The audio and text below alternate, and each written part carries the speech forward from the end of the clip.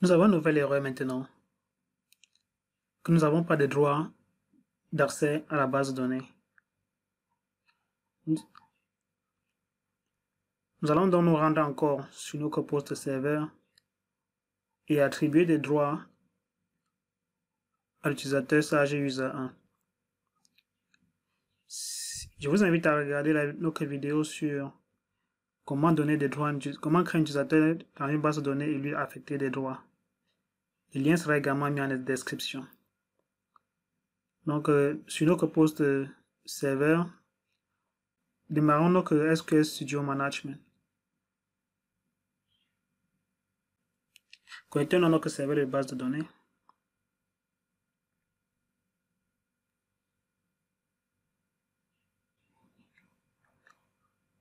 Allons à la base de données. Déroulons les bases de données. La base de données Bijou.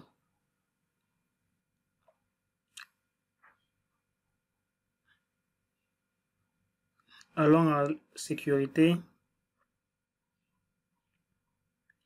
Utilisateur. Vous voyez bien que l'utilisateur Sage User 1 ne fait pas partie de la liste. Donc nous allons ajouter le login Sage User 1 et lui attribuer des droits sur cette base de données. Allons à sécurité, login et ajoutons un nouveau login.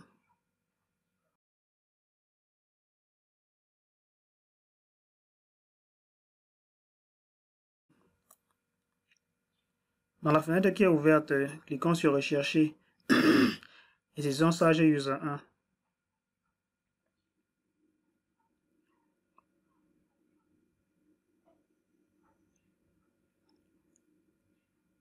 Puis vérifions.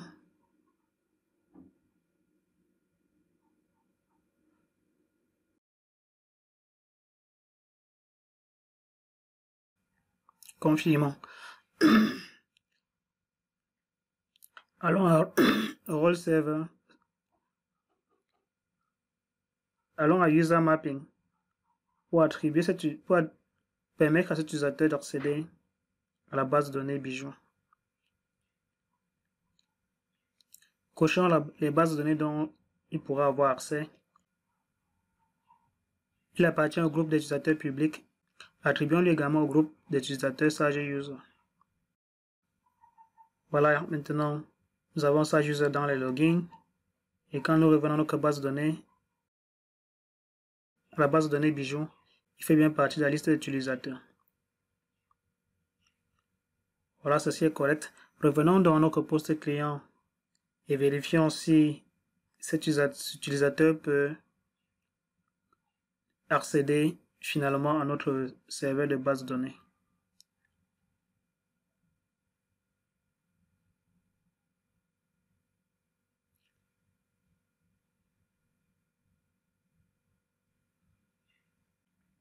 Nous allons fermer l'application comptabilité et la rouvrir.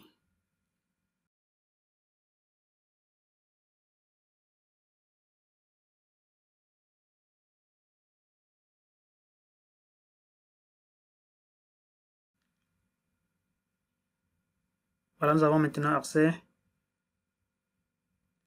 L'administrateur n'ayant pas de mot de passe, cliquons sur se connecter tout simplement.